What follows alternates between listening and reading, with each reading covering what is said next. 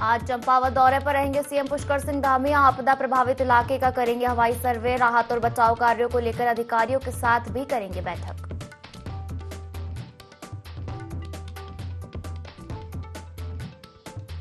देहरादून में आज बड़े प्रदर्शन की तैयारी में कांग्रेस। महिला अपराध से जुड़े मुद्दे को लेकर सीएम आवास कूच करेंगी महिला कांग्रेस। घेराव में कई वरिष्ठ नेता भी होंगे शामिल।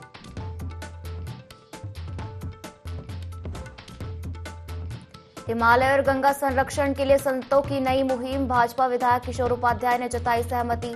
कहा, गंगा और हिमालय की रक्षा के लिए सरकार के साथ आम नागरिकों की भी जिम्मेदारी।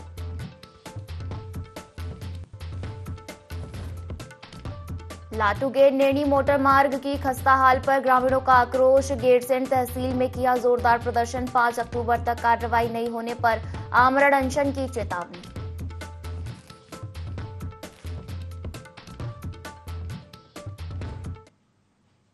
नमस्कार, बहुत स्वागत है आपका। ND24 देख रहे हैं आप और मैं हूं आपके साथ पायल। बुलेटिन की शुरुआत करेंगे देहरादून से आ रही बड़ी खबर के साथ, जहां चंपावत दौरे पर आज सीएम पुष्कर सिंह धामी रहने वाले हैं। आपदा प्रभावित इलाके का हवाई सर्वे करेंगे।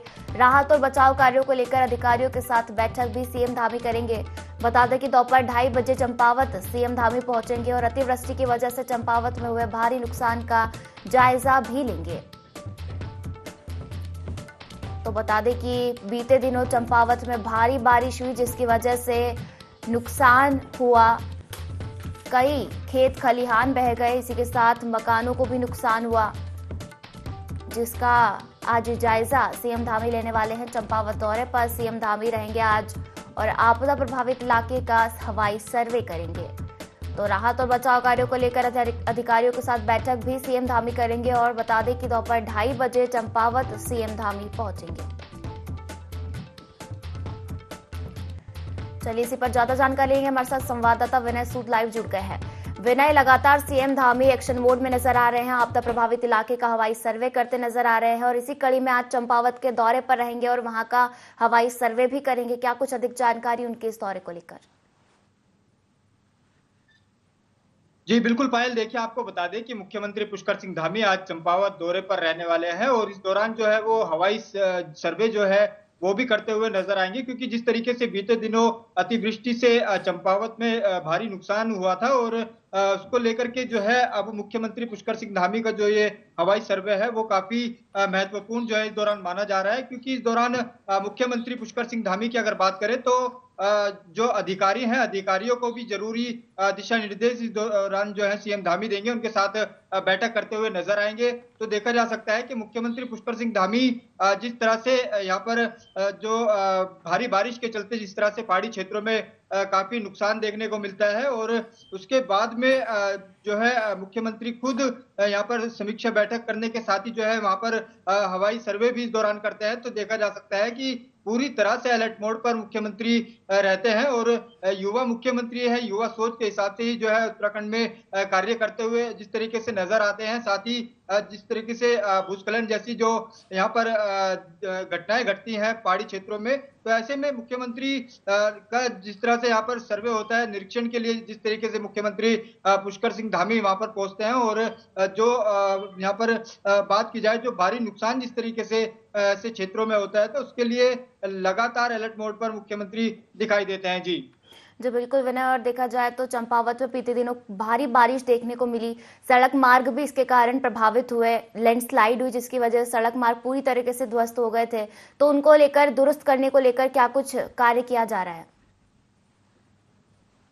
जी पायल, बिल्कुल देखिए यहाँ पर भारी बारिश के चलते जिस तरीके से काफी नुकसान इस दौरान चंपावत में भी देखने को मिला था और इसके अलावा कई ऐसे पहाड़ी क्षेत्र है जहाँ पर भारी बारिश के चलते जो है नुकसान हुआ है। तो ऐसे में मुख्यमंत्री पुष्कर सिंह धामी जिस तरह से आज हवाई सर्वे चंपावत में करने वाले हैं, तो देखा जा सकता है कि जो सड़कों की यहाँ पर बात की जाए तो सड़कों पर जिस तरीके से मलबा इस दौरान आ जाता है, तो जो वाहन है वाहनों की आवाजाही पर भी जो है यहाँ पर रोक लग जाती है। तो ऐसे में उनको दुरुस्त करने के लिए मुख्यमंत्री पुष्कर सिंह धामी ने दिशा निर्देश अधिकारियों को दिए हैं और जहाँ कहीं भी ऐसी समस्या आ रही है, जहाँ कहीं दिक्कतें आ रही हैं भारी बारिश के चलते, उसको लेकर के तमाम जो अधिकारी हैं उनको दिशा निर्देश सीएम धामी द्वारा दिए गए हैं। तो देखा जा सकता है कि जो जी बिल्कुल विनय, तो कहा जा सकता है कि महत्वपूर्ण है जी। चंपावत जिले के दौरे पर आज रहेंगे सीएम पुष्कर सिंह धामी और आपदा प्रभावित क्षेत्र का हवाई सर्वे भी करते नजर आएंगे। फिलहाल शुक्रिया हमसे जुड़ने के लिए और जानकारी साझा करने के लिए। और खबर उत्तरकाशी से है, जहां बारिश से किसानों को बड़ा नुकसान हुआ है। जनपद के पुरोला, डुंडा सहित भटवाड़ी में धान की खड़ी फसल बर्बाद हो गई। साथ ही हर्षिल घाटी में राजमा एवं चौलाई की फसलों को भी बड़ा नुकसान पहुंचा है। बात अगर विकासखंड पुरोला की जाए तो यहां पर रामा सिराई और कमल सिराई में उगाए जाने वाले लाल चावल, जिसकी डिमांड सबसे ज्यादा होती है, इस बार बारिश की मार से फसल खेतों में ही सड़ रही है। ग्रामीणों ने सरकार से मांग की है कि प्रशासन की टीमों को गांवों में भेजकर उन्हें मुआवजा दिया जाए। वहीं गंगोत्री विधानसभा के विधायक सुरेश चौहान का कहना है कि वह इस संबंध में मुख्यमंत्री से बात करेंगे और किसानों को फसल के नुकसान का मुआवजा देने का अनुरोध भी करेंगे।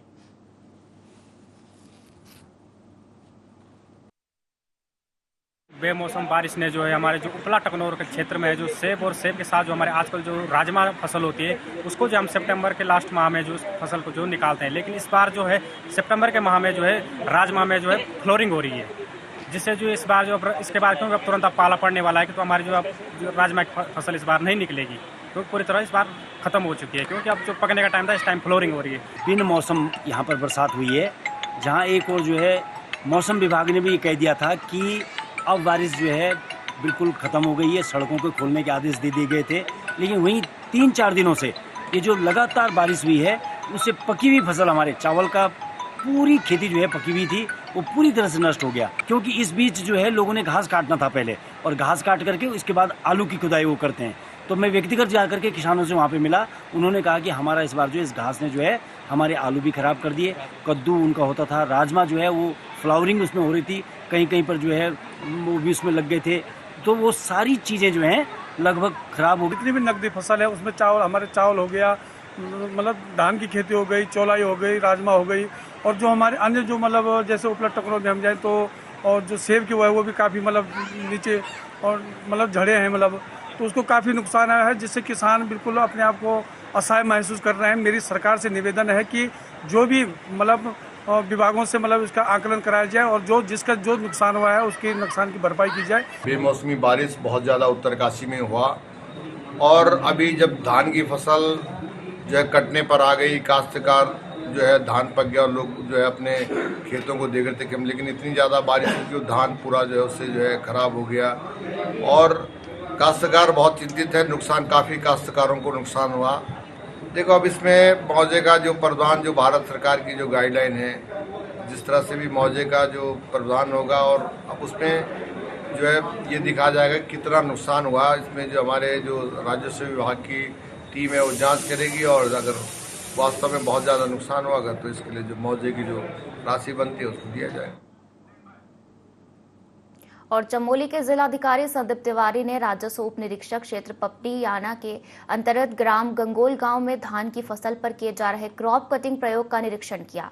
राजस्व विभाग ने काश्तकार बचन सिंह बिष्ट के धान के खेत में 30 वर्ग मीटर का प्लाट बनाकर नियमानुसार क्रॉप कटिंग का प्रयोग किया।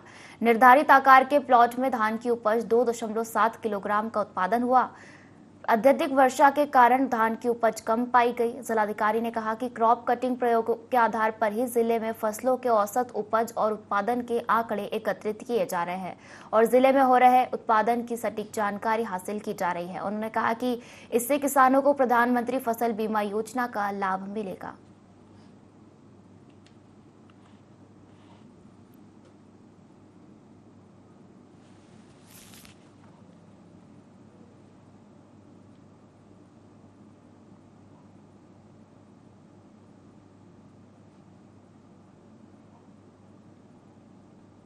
बद्रीनाथ केदारनाथ मंदिर समिति मुख्य कार्याधिकारी विजय प्रसाद थपलियाल ने यात्रा व्यवस्थाओं का निरीक्षण किया। बद्रीनाथ धाम और केदारनाथ धाम में सितंबर दूसरे सप्ताह के बाद श्रद्धालुओं की संख्या में वृद्धि हुई है। धामों में प्रतिदिन 3 से 4 हजार तीर्थयात्री दर्शन को पहुंच रहे हैं। केदारनाथ में अभी तक रिकॉर्ड 11,45,000 से अधिक तीर्थयात्रियों ने दर्शन कर लिए हैं, जबकि बद्रीनाथ धाम में 9,90,000 से अधिक तीर्थयात्री दर्शन का पुण्य लाभ अर्जित कर चुके हैं। इस तरह अभी तक 21,35,000 से अधिक तीर्थयात्रियों ने श्री बद्रीनाथ और केदारनाथ धाम के दर्शन कर लिए हैं।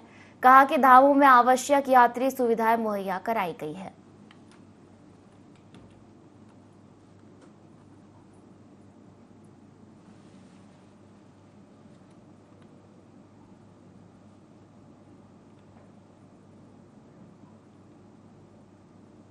और उत्तराखंड महिला कांग्रेस प्रदेश में बढ़ रहे आपराधिक प्रकरणों और महिला अपराध की लगातार बढ़ती घटनाओं को लेकर सरकार पर हमलावर है। तो कल प्रदेश भर से कांग्रेस महिला के कार्यकर्ता देहरादून में एकत्र होकर सीएम आवास कूच करने जा रही है। प्रदेश अध्यक्ष महिला कांग्रेस ज्योति रोतेला ने बताया कि अंकिता भंडारी हत्याकांड को 2 साल पूरे हो गए हैं, लेकिन इस केस को फास्ट ट्रैक कोर्ट में लाया नहीं गया है। प्रदेश में लगातार महिलाओं के ऊपर अत्याचार, दुराचार और बलात्कार की घटनाएं लगातार बढ़ रही हैं। आईएसबीटी की घटना हो, रुद्रपुर की घटना हो और अनेक ऐसे मुद्दे जिन्हें लेकर महिला कांग्रेस सीएम आवास कूच करने जा रही है। वहीं इस प्रदर्शन में तमाम वरिष्ठ नेता शामिल होंगे।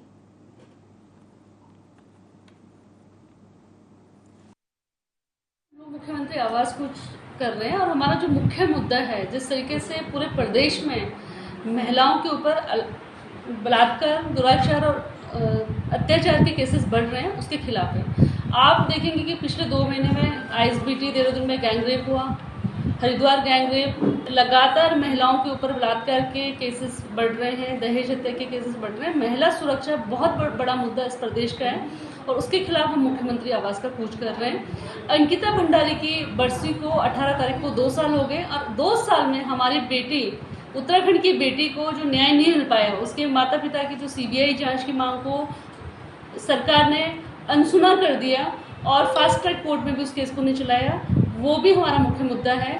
नेता प्रतिपक्ष यशपाल आर्य जी, गणेश गोदियाल जी, सभी लोग इस कार्यक्रम में शामिल होंगे और हम सब लोग कल मुख्यमंत्री आवास का घेराव करेंगे।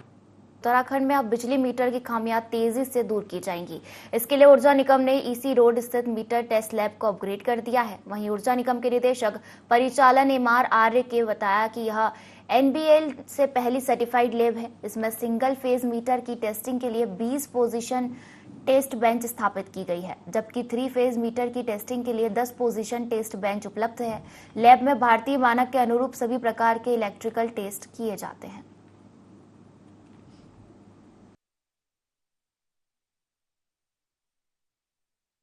हमारे 2 लैब हैं, एक हल्द्वानी में और एक देहरादून में हमने कर रखा है। ये लैब हमने अपग्रेड किया, इसे NAPL सर्टिफिकेशन से ये हमने अपग्रेड कर रखा है।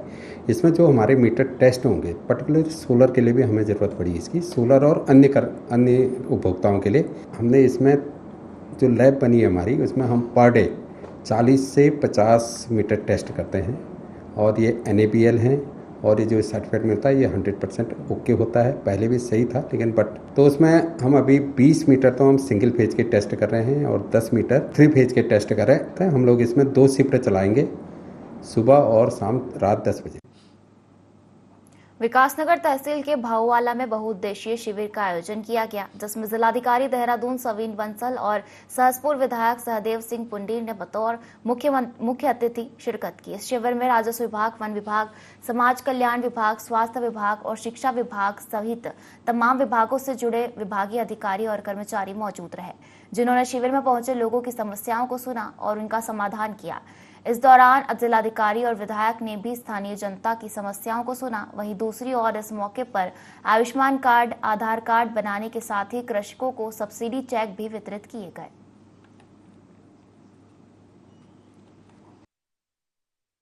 ये हमारी गवर्नमेंट की प्रायोरिटी है कि हम बहुउद्देशीय शिविर के माध्यम से जो हमारा सरकार जनता के द्वार कार्यक्रम भी चल रहा है एज अ प्रायोरिटी इनिशिएटिव, तो उसमें हम दूर दराज के इलाकों में, सुदूरवर्ती क्षेत्रों में हमारे सरकार की फील्ड में जितनी भी योजनाएं हैं, जितने भी हमारे विभाग काम कर रहे हैं जनमानस के लिए, उनके सभी पब्लिक गुड्स को, सर्विसेज को हम उनके डोर स्टेप्स तक लेके जाएं। वो भले ही हमारे समाज कल्याण की पेंशन्स हों, हमारे रेवेन्यू विभाग के प्रमाण पत्र हों, हमारे स्कूल से संबंधित कोई समस्याएं हैं, अपग्रेडेशन के इश्यूज हैं, तो वो यहीं पर आकर लोग हमें अवगत कराएं और उनका समाधान यहीं पर निकले। जो सरकार की अनेकों जनहित की योजनाएं जो लागू की गई हैं, वो आम जनता तक जागरूकता अभाव के कारण पहुंच नहीं पाती। तो इस शिविर के माध्यम से आज जो है किसी के जो है आय प्रमाण पत्र बनना है, किसी का भी आपने देखा होगा कि यहाँ पर जो है किसानों की आय किस प्रकार दुगनी हो, तो उनको जो है यहाँ पर कृषि के यंत्र दिए गए हैं। हमारी महिला समूह, हमारे इस देश के यशस्वी प्रधानमंत्री जी का भी क्या नाम से एक संकल्प है कि देश की जो है 3 करोड़ बहनों को लखपति दीदी बनाया जाएगा और उसी रूप में आपने देखा होगा महिला समूह को भी यहाँ पर कृषि के माध्यम से उनको भी यंत्र दिए गए हैं और अनेकों स्वास्थ्य शिविर यहाँ पर लगाया। अभी और तराई पश्चिमी डिवीजन की रेंज पतरामपुर यूं तो हमेशा ही अवैध लकड़ी तस्कर को लेकर सुर्खियों में रही है। एक के बाद एक जिस तरीके से लकड़ी तस्करी के मामले पतरामपुर रेंज से उजागर हुए हैं, लेकिन लकड़ी तस्कर को लेकर अब वन विभाग एक्टिव मोड में नजर आ रहा है। पतरामपुर में तैनात रेंज अधिकारी धर्मानंद सुनियाल लकड़ी तस्करों पर कार्रवाई करते हुए नजर आ रहे हैं। वन विभाग के अमले ने हाल ही में छापामार कार्रवाई करते हुए भारी मात्रा में अवैध लकड़ी बरामद की है। अब लकड़ी तस्करों की तलाश जारी है। वन विभाग जल्द ही लकड़ी तस्करों को सलाखों के पीछे भेज सकता है। वन विभाग की कार्रवाई से लकड़ी तस्करों में हड़कंप मचा हुआ है।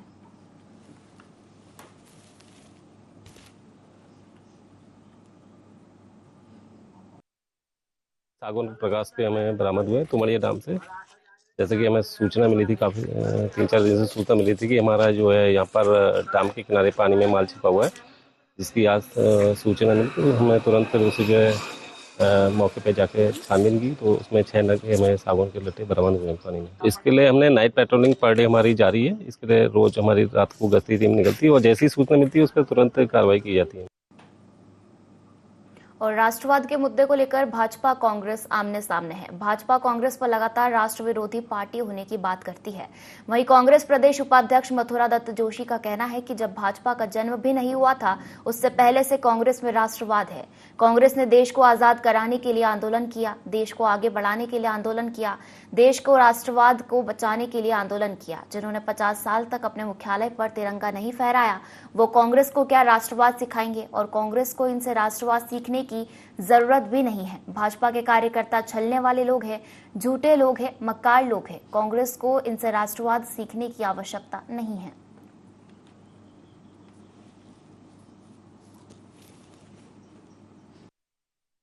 भाजपा से हम राष्ट्रवाद सीखेंगे?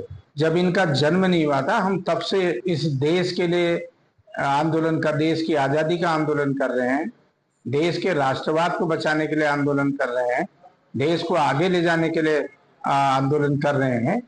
ये तो जुम्मा जुम्मा कल की पार्टी ये हमको राष्ट्रवाद बताएगी। जिन लोगों ने 50 साल तक अपने कार्यालय में, आरएसएस के कार्यालय में तिरंगा झंडा नहीं लहराया, उनसे हमें राष्ट्रवाद की शिक्षा लेने की आवश्यकता नहीं है। वो छद्म राष्ट्रवाद अपने पर रखें। ठग लोग हैं, छलने वाले लोग हैं, कपटी लोग हैं, षड्यंत्रकारी लोग हैं। ऐसे लोगों से हमको राष्ट्रवाद सीखने की आवश्यकता नहीं पड़ेगी।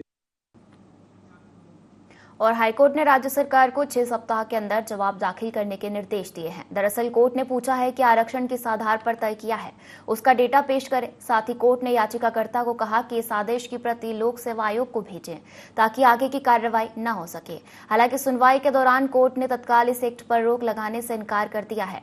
वहीं भाजपा प्रदेश प्रवक्ता हनी पाठक का कहना है कि उत्तराखंड को बचाने के लिए राज्य आंदोलनकारियों का बहुत बड़ा योगदान रहा है और लंबे समय से इसकी मांग चल रही थी, जिसको पूरी तैयारी के साथ धरातल पर उतारने के लिए मुख्यमंत्री ने काम किया है।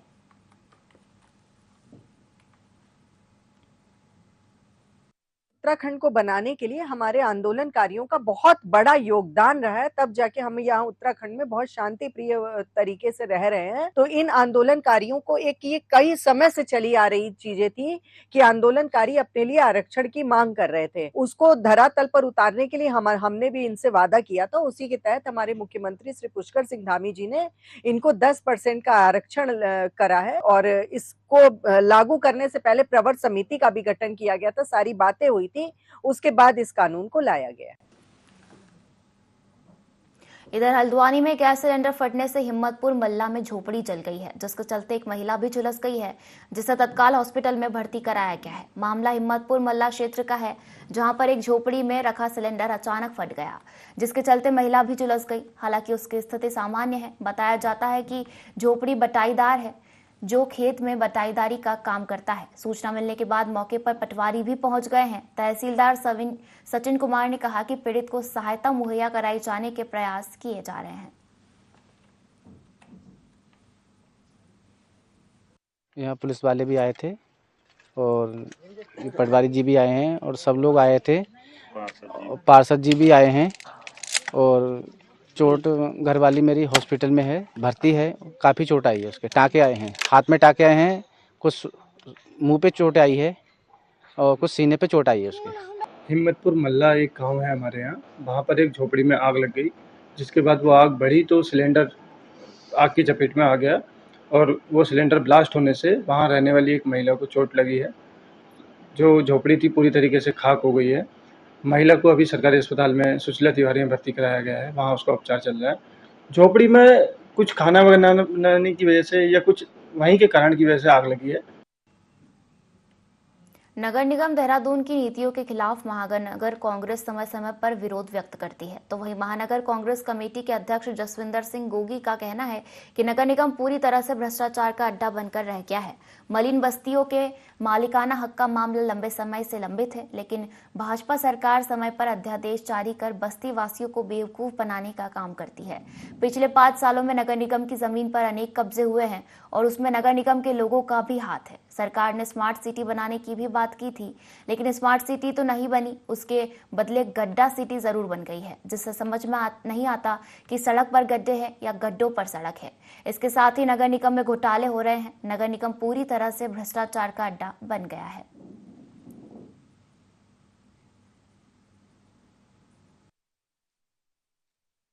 नगर निगम भ्रष्टाचार का अड्डा बन चुका है और मुद्दे तो बहुत सारे हैं, लेकिन जो प्रमुख अगर मैं मुद्दों की बात करूं तो एक तो मलिन बस्ती के मालिकाना हक सालों से पेंडिंग चल रहा है और भाजपा सरकार समय आने पे अध्यादेश लाके उनको बेवकूफ बनाने का काम कर रही है, क्योंकि भाजपा की कथनी और करने में जमीन आसमान। मुख्यमंत्री पुष्कर सिंह धामी की एक और पहल रंग लाई है। राज्यपाल ने उत्तराखंड लोक एवं निजी संपत्ति क्षति वसूली विधेयक को मंजूरी दे दी है, जिसके बाद उपद्रव में सार्वजनिक व निजी संपत्ति को क्षति पहुंचाने वालों से वसूली होगी। सीएम के इस फैसले को लेकर भाजपा उत्साहित है। भाजपा प्रदेश प्रवक्ता हनी पाठक का कहना है कि मुख्यमंत्री पुष्कर सिंह धामी ने जितने वादे प्रदेश की जनता से किए उनको धरातल पर उतारा है। नकल विरोधी कानून, महिलाओं को 30% क्षैतिज आरक्षण देने की बात हो या फिर धर्मांतरण कानून, सब पर धामी सरकार ने बेहतर निर्णय लिए हैं। उन्होंने कहा कि इस दौरान दंगा विरोधी एक्ट की बात भी की गई है, जिसको राज्यपाल की संस्तुति मिल गई है और अब ये एक्ट पारित हो रहा है, जिससे देवभूमि उत्तराखंड में दंगा करने वाले लोगों के मन में डर पैदा करेगा और सरकारी संपत्तियों को ध्वस्त करने पर भी दंगाइयों से नुकसान की भरपाई की जाएगी। ये बहुत ही हर्ष का विषय है, क्योंकि हमारे मुख्यमंत्री श्री पुष्कर सिंह धामी जी ने आज तक जितने वायदे जनता से किए थे उसको धरातल पर उतारा।